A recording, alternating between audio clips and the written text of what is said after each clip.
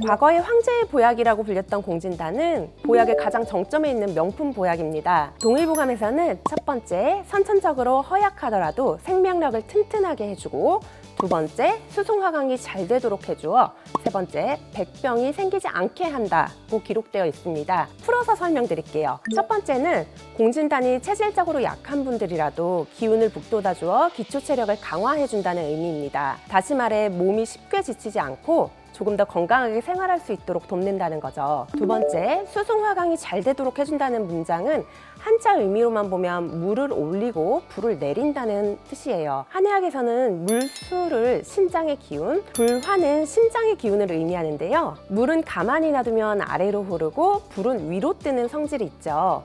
이것이 정체되어 있으면 순환이 안 되는 상태가 됩니다. 얼굴과 머리로는 열이 계속 뜨고 발은 차가운 분들이 많으실 텐데요. 우리 몸은 대기처럼 시원한 기운을 위로 올리고 따뜻한 기운을 아래로 내릴 때 순환이 순조롭게 이루어져요. 공진단은 이런 기순환을 원활하도록 해서 체내의 불균형을 해소해 줍니다. 세 번째는 백병이 생기지 않게 한다는 부분입니다. 이는 공진단이 면역력을 강화해 여러 가지 질병을 예방해 준다는 뜻이에요. 꾸준히 복용하면 다양한 외부 자극과 스트레스에 잘 대응하도록 도와준다고 할 수 있습니다.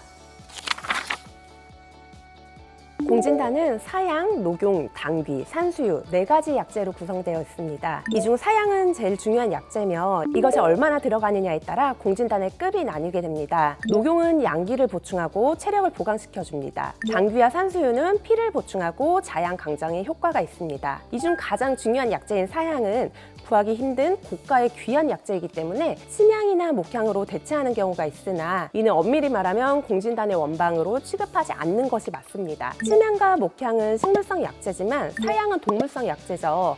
분류부터가 전혀 다릅니다. 침향은 침향나무의 몸통이 상처를 입었을 때 그 상처를 치유하기 위해 나무가 만들어내는 수지가 쌓여서 생긴 것이에요. 목통은 나무의 뿌리로 소화를 돕는 기능을 주로 합니다. 이와 달리 사양은 사양 노루의 배꼽 근처에서 분비되는 향기로운 분비물로 약재가 매우 희귀한 만큼 혈액순환을 개선하는 효과가 탁월하여 그 가치가 매우 높습니다.